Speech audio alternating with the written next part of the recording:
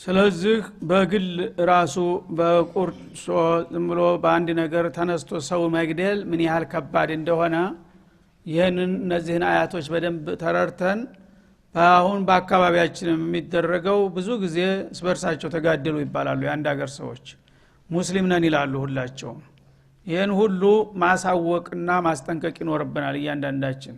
ነፍሰ ግድያ ማለት ቀላል ነገር አይደለም አኺራ ዱንያን የሚደምር ነገር ነው እያል ቢሰሙም ባይሰሙም እኛ ሪሳላችንን ማስተላለፍ መቻል አለብን لا يستوي القاعدون من المؤمنين غير أولي الضرر إلى ከዚህ በኋላ ያው في سبيل الله ትግል አስፈላጊ በሚሆንበት ጊዜ ያው ትግል ያው ምን ጊዜም አይቀርም ምክንያቱም ማንነትህን ህልውናህን ዲንህን መብትህን ለማስከበር የሰላም አማራጭ በሚጠፋ ጊዜ ሁለተኛ አማራጭ ሆኖ የሚመጣው ወደድክም ጠላህም እሱ ነው ስለዚህ በዛ በትግል ላይ እስላማዊ ትግል በሚታወጅበት ጊዜ አማኞች ይሄ የእምነታቸው ግዴታ መሆኑን አውቀው ጥሪውን መቀበል አለባቸው ያንን በቂ ምክንያት ሳይኖራቸው ያልተቀበሉ ከሆነ ኢማናቸው ጥያቄ ላይ ይወድቃል የሚለውን መልእክት ለመጠቆም መጀመሪያ በማግባባት መልኩ ይጀምራል لا يستوي القاعدون من المؤمنين ከአማኞች ሰነፎችና ውዝፎች የሆኑ ሰዎች አይስተካከሉም غير أولي الضرر የሚታይ ግልጽ የሆነ ችግር የሌለባቸው እስከሆኑ ድረስ እነዚህና والمجاهدون في سبيل الله በአላህ መንገድ የሚታገሉና የሚጋደሉ የሆኑት ቡድኖች ሁለቱ ሊስተካከሉ አይችሉም ይላል እንግዲህ መጀመሪያ በቀላሉ በደረጃ በማበላለጥና በማወዳደር ማን ተማን እንደሚሻል ሊያሳይህ ነው ማለት ነው ከዛ በኋላ ደግሞ ግዴታው እየጠነከረ ይሄድና ተድነጭናሹ ፈርዶል አይን የሚሆንበት ደረጃ ላይ ይመጣል መጀመሪያ አንድ ሰው የሰላም መንገድ ሳያልቅ ወደ የጦርነት መሄድ አይወደድም አይፈቀድም በእስላም ግን ጥላቶች ሁሉ ጊዜ ሰላም የሚነሱህና እማትንወር ከሆንክ አንተንም እነሱንም እዚህ ምድር ላይ እንዲኖሩ ነው አላህ የፈጠረህ አንዱ ተነስቶ ግን እኔ ብቻ ነኝ መኖር ያለብህ አንተ አይገባህም ካለህ ስብእናህን ህልውናህን ገፈፈህ ማለት ነው ያኔ አንተ ያለህ አማራጭ ምንድነው አንተ እንዳልከው እንግዳው ሳጥፋኝ ብለህ ጅና አጣምረህ ማለቅ ነው ወይም ደግሞ እከላከላለሁኝ አንተም እኔም እኮ በዚህ ምድር ላይ የመኖር መብት አለን እንዴት ተው እንጂ ብትለው የማይሰማህ ከሆነ መታገል ሁለተኛ አማራጭ ይሆናል ማለት ነው ይሄ ትግል በሚመጣበት ጊዜ ሰዎች ግን እኩል አይደለም ስሜታቸው ማለት ነው ወኔያቸው ይበላለጣል እኩሎቹ ለዓላማቸው ለህልውናቸው ሲሉ ያው መታገልን ይመርጣሉ ሌሎቹ ደግሞ የሚፈሩና የሚያገራግሩ አሉ ማለት ነው እነዛን እንግዲህ ሰነፎቹንና ፈሪዎችን ለማግባባት ምን አለ አላህ لا يستوي القاعدون من المؤمنين ከአማኞች ነን እያሉ አንድ እስላማዊ ጦርነት ወይም ውጊያ በሚመጣበት ጊዜ እኔ በዚህ ጉዳይ መሳተፍ አልፈልግም ብለው እንደ ሴቶችና እንደ አሮጊቶች ቤታቸው ተወዝፈው የሚቀሩትን ሰነፍና ፈሪዎች እነሱ ከጎበዞቹ ከጀግኖቹ ጋር ሊደመሩ አይገባቸውም ስማቸው ሰው ቢባሉም ከሰውነት ደረጃ ወርደዋል ክብራቸውን የረሱ ናቸውና ማለት ነው ባይሆን ተፈጥሯዊ ችግር ያለባቸው ከሆነ ዑዝር غير أولي الضرر ጉልህ የሆነ ችግር አለባቸው በትግሉ እንዳይታገሉ የሚከለክላቸው ለምሳሌ ግረሽባ ይሆናል አይነ ስውር ይሆናል ደንቆሮ ይሆናል እጁ የተቆረጠ ይሆናል እነዚህ ሰው የታገሉም ቢባሉ አይታገሉም እዛም ቢሄዱ ምንም ፋይዳ የለውም ማለት ነው እንደ አይነቶቹ ጉልህ የሆነ ችግር የሌለባቸው እስከሆኑ ሙሉ ጤንነትና ሰውነት ያላቸው ለዓላማቸውና ለህልውናቸው አንታገልም ብለው የሚሰንፉና የሚፈሩ ሰዎች لا يستوون مع المجاهدين ቆራጦቹና ታጋዎቹ ጋራ ሊስተካከሉ አይችሉም ይላል አላህ Subhanahu Wa Ta'ala እና والمجاهدون في سبيل الله في اعلاء دين الله سبحانه وتعالى يا الله እንዲን ከፍ አድርጎ ለማስከበር የሚታገሉት ከሆኑት ጋራ እነዚህ ሰነፎች ሊስተካከሉ አይችሉም ሲታገሉ ደግሞ ቢአምዋሊሂም በገንዘቦቻቸውና ወአንፉሲሂም በነፍሶቻቸው የሚታገሉ ከሆኑ ጀግኖች ጋራ እነዚህኞቹ ዝፎችና ፈሪዎች እኩል ሊሆኑ አይችሉም እስከዛሬ በሰላም ጊዜ በሶላት በጾም በሐጅ በዘካት እየተወዳደሩ ነበር አሁን ግን ትልቁ ኬላ ሲመጣ ወገቤናሉ ማለት ነው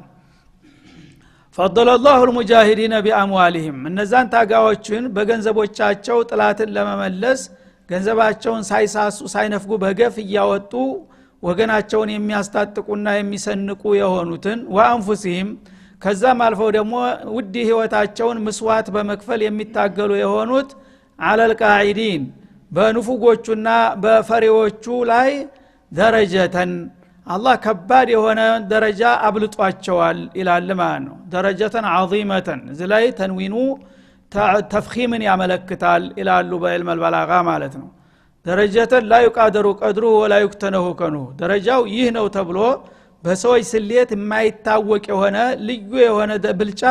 አብልጧቸዋል እነዚህን ታጋዎች ይላል ማለት ነው። እና በሐዲስ እንደገለጹት ነብዩ አለይሂ ሰላቱ ወሰለም ፈድሉል ሙጃሂዲን አለል ቃዒዲን በሚለው ሐዲሳቸው እነ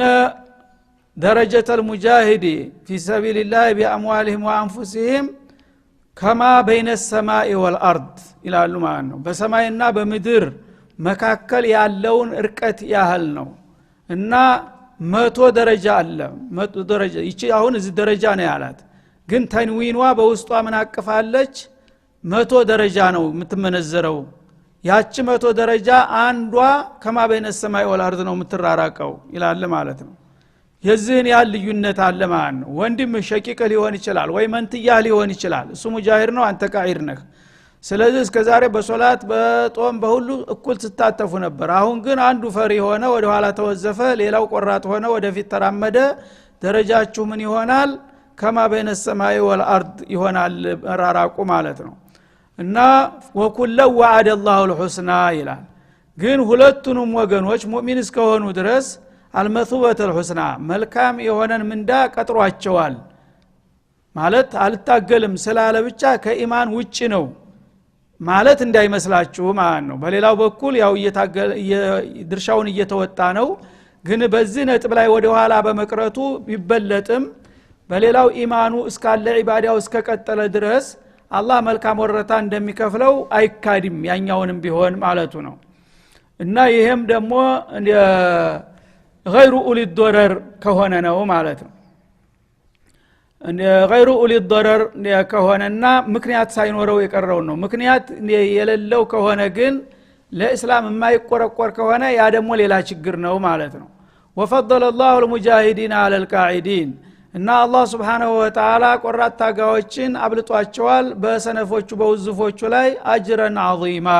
በጣም ከባድ የሆነን ምንዳ በመስጠት ከነዚህኞቹ በቀላሉ የማይለካ የማይደካ ነገር ብልጫ ሰጥቷቸዋል በማለት ያወድሳቸዋል ማለት ነው። እነዛኞቹ ደግሞ በሌሎቹ ኢባዳዎች ተሳትፎ ቢኖራቸውም በዚህ ሚና ላይ በጣም እንደተበለጡ ይገልጣል። ስለዚህ አላህ Subhanahu Wa Ta'ala ለሱ አላማ የሚታገሉን ሰዎች በቀላሉ በሌሎቹ ላይ ያለውን ብልጫ ይጠቁማል ማለት ነው። ቅድም ደረጃ ነበረ በተንዊን ያለው እዚህ ላይ እንደገና ሲፈስረው ራሱ ያብራራ ደረጃት ይናለ ደረጃት ጀምዕ ሆነች ማለት ነው። ደረጀት ነበር የቅድሟ ያቺ ግን ውስጧ ብዙ ተንዊኑ የያዘችው ምስጢር አለ ተብሎ ነበር ያን ለመጠቆም አለ ደረጃት አለ። ለዚህ ነው ነብዩ በሐዲሱ 100 ደረጃ ብለው እንደገና ያብራሩት። ደረጃት በርካታ የሆኑ የማዕረጎችና ደረጃዎች አሉት ሲል ሐዲሱ 100 ነው እያንዳንዱ ሲመነዘር አንዷ ደረጃ ከአንዷ ደረጃ ድረስ በሰማይና በመሬት ያለውን ርቀት ያህል ትራራቃለች ብለው ያባዙት ማለት ነው። እና ከሱ የሆነ ድርብርብ ደረጃና ማዕረግን ሰጥቷቸዋል ታጋዎቹ ወመግፊረተን እንደገና ደግሞ ለወንጀላቸው ሙሉ ምህረት ሰጥቷቸዋል። ሰው በህይወቱ ሙሉ ብዙ ወንጀል ሊሰራ ይችላል ብዙ ከባኢር ሶጋኢር ሊያከማች ይችላል ያን ፊሰቢልላህ በትክክለኛ በእኽላስ እስከታገለ ድረስ ያ ጂሃዱ በሙሉ ወንጀሉን ይሰርዝለታል ማለት ነው። ወራህማ የጌታን ርህራሄም ይጎናጸፋል ለማንኛውም ባሪያው የሚሰጠውን ችሮታና ጸጋ ሁሉ ለሱ ያሸክመዋል ማለት ነው። ወካነ አላህ ገፉረ ረሂማ ለእንዲህ አይነቶቹ ባሮቹ አላህ Subhanahu Wa Ta'ala ምህረተ ሰፊ ነው ሩህሩህ ነውና እነዚህ እንግዲህ ለኔ የሚችሉትን ሁሉ እስካደረጉ ድረስ እኔም ደግሞ ለማንኛውም አገልጋይ ከምሰጠው የበለጠ ለነሱ ድርብርብ የሆነ ምንዳ እንደምሰጣቸው ነው ሲል አረጋገጠላቸው ማለት ነው። እና እንግዲህ አላህ Subhanahu Wa Ta'ala የሰው ልጆችን የሰጣቸው ነገር ሁሉ የሱ ንብረት ነው ህይወት ቢሰጥህ እድሜ ቢሰጥህ ሀብት ቢሰጥህ ስልጣን ቢሰጥህ ጤንነት ልጅ የፈለገውን ነገር ቢሰጥህ የራሱ ንብረት ነው ግን ያንን የሰጠህን ነገር ለሱ አላማ ብለህ በመታውል ጊዜ ከመደሰቱ የተነሳ ይሄን ያህል ድርብርብ የሆነ ደረጃ ይሰጣል ان الله اشترى من المؤمنين انفسهم واموالهم بان لهم الجنه እንዳለው ማለት ነው እና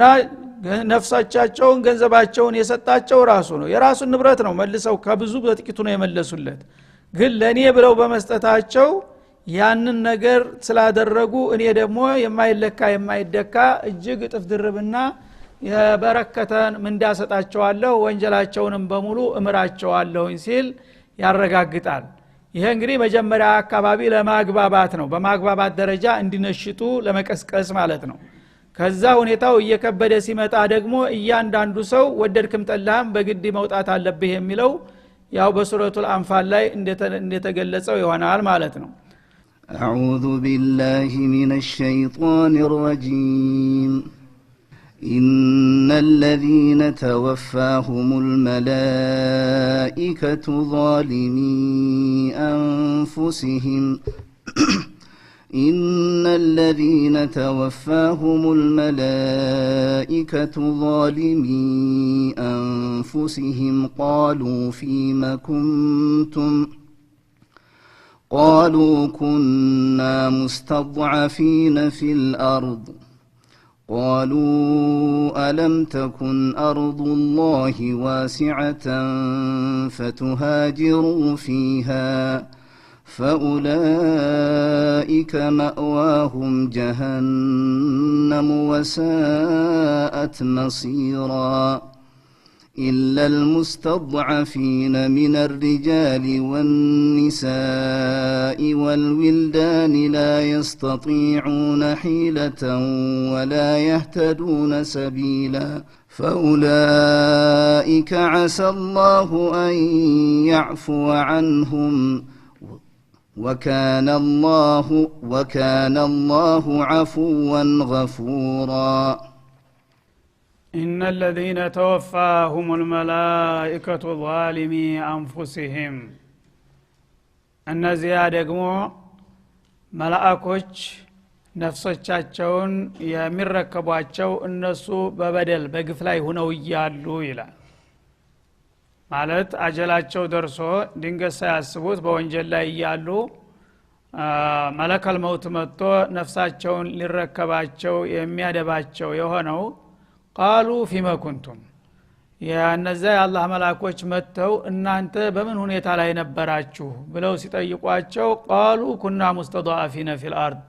እኛማ በዚህ ሀገር ላይ በጥላቶቻችን ተጨቁነንና ታፍነን ተረግጠን የቆየን ጉፉአኖች ነበርን የሚል መልስ የሚሰጡ ሰዎች ይላል ቃሉ አለም ተኩን አርዱላሂ ዋሲዓ እናንተ በትውልድ ሀገራችሁ ጥላቶቻችሁ የሚያፍኑ የሚጨቁኗችሁ ቢሆን ለዲናችሁ ብላችሁ ቢያንስ መታገል እንኳን ያቀታችሁ ተሰዳችሁ ለመሄድ የአላህ ምድር ሰፊ አልነበረችም እንደ የሚል መልስ ሲሰጧቸው ፈቱሃጅሩ ፊሃ ለምን ለአላህ ብላችሁ ቤት ንብረት ወገናችሁን ትታችሁ አልተሰደዳችሁም እንግዲህ አንድ ሰው ደካማ ከሆነ ጥላቱን መቋቋም መመከት ካቃተው ቢያንስ ለዲኑ ብሎ ተሰዶ መሄድ ይችላል ይህን ሳታረጉ መቅረታችሁ እኮ ለዲኑ ደንታ ስለሌላችሁ ነው ብለው መልስ የሰጧቸው ሰዎች ለመከራከር ያቀረቡት ነጥብ አላዋጣቸውም በመሆኑም ፈኡላኢከ መእዋሁም ጀሃነም እንዲህ አይነቶቹ ሰዎች መኖሪያቸው ጀሃነም ነው ወሳአት መሲራ እሷም መመለሻነቷ ምንኛ ከፋ ይላል አላህ Subhanahu Wa Ta'ala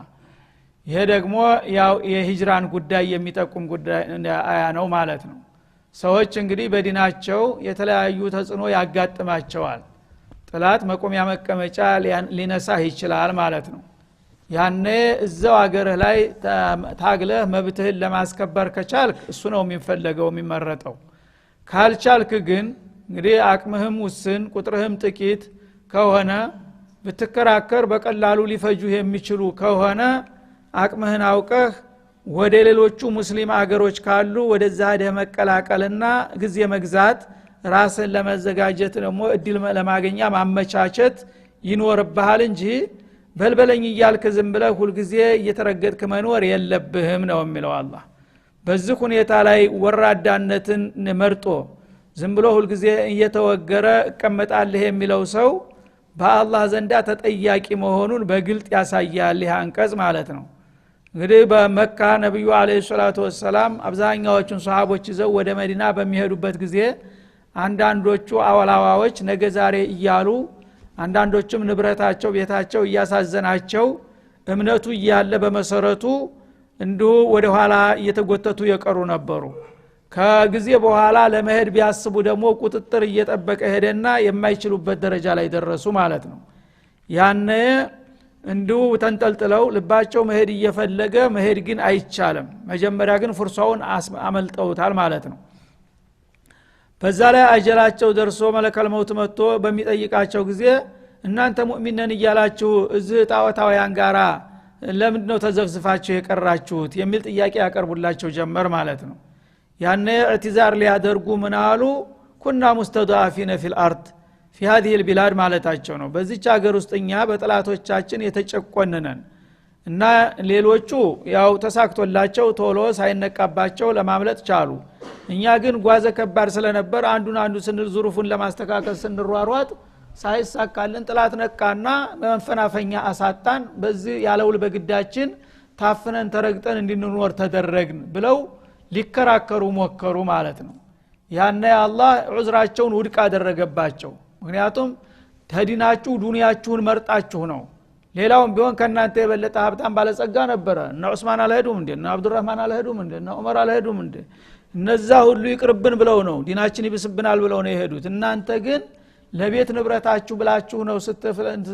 ስትማነመኑ እንደዚህ ልትሆኑ የቻላችሁትና ኢማናችሁ ደካማ ስለሆነ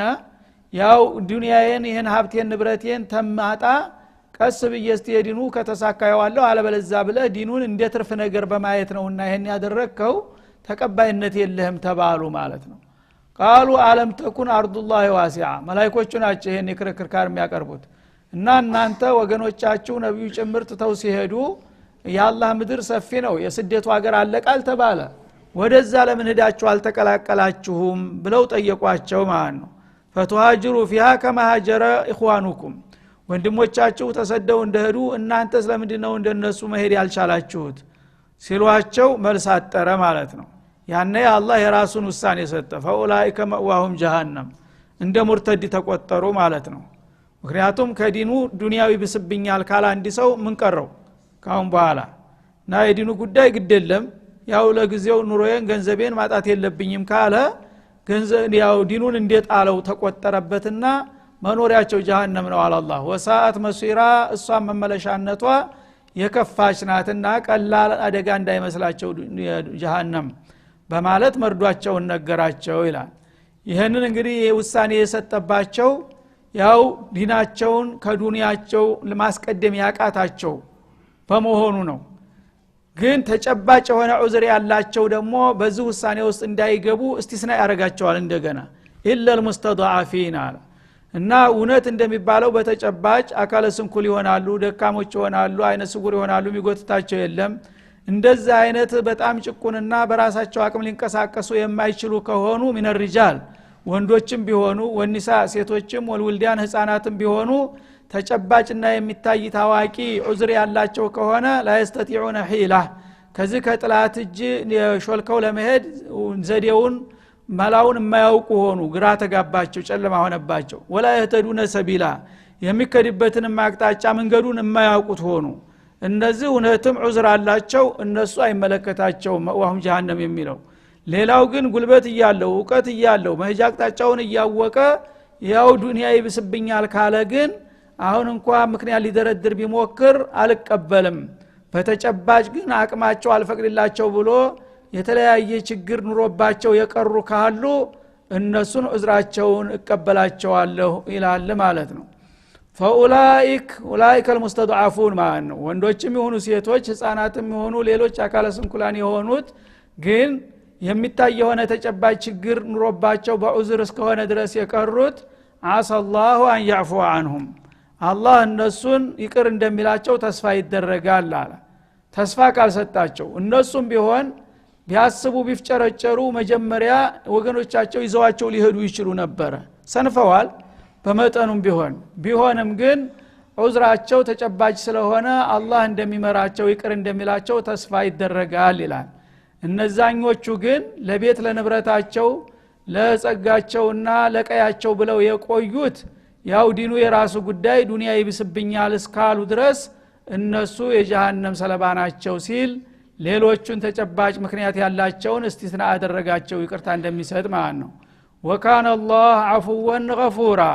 አላህ Subhanahu Wa Ta'ala ለእንዲህ አይነቶቹ ደካሞችና ጭቁኖች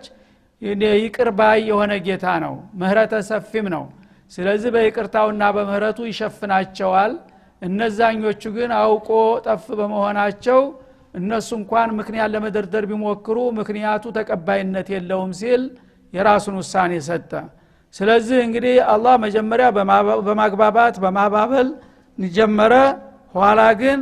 እንትኑን ያጠበበው መጣ ማለት ነው hatta አስሐበል አዛር እንኳን አሰላህ ተባለ ምናልባት ተስፋ ይደረጋል የናንተ ጉዳይ ይታያል እንደ ምክንያቱ ተባሉ እንጂ በቀጥታ ነፃ አልተባሉም ማለት ነው ሌላው ግን እንግዲህ ለሀብቱ ለኑሮው ለምኑ ብሎ የቀረው ሰውዬ መጀመሪያ ኢማን እንኳን ቢኖረው ጀምሮ ተቀልብሷል ወደ ኋላ ማለት ነው እና እንዴት አርጊ ኑሮዬንም ማበላሻለሁኝ ሀገሬ ርስቴን ሱቄን ምናምን ትቼ ሰው ሀገር ሄጄ እንደገና ልንከራተት ነው ይቅርብኝ እንጂ እንደማለት ነው ስለዚህ ተቀውል ፊዕል ወሳኝነት አለው በተግባራቸው ምን የመረጡት እነዛኞቹ የሄዱት ቤት ንብረታቸው ይቅርብን ብለው እኮ ነው የሄዱት ውሳኔ አድርገዋል እነኞቹ ደግሞ ዲኑ ይቅርብን ብለው የኛውን መረጡ ማለት ነው ስለዚህ ሚናህ ለይተሃል በገዛጂ አሁን እንደገና ድርድር ውስጥ አንገባም አንተ የመረጥከውን ይዘህ ሂድ ጀሃነም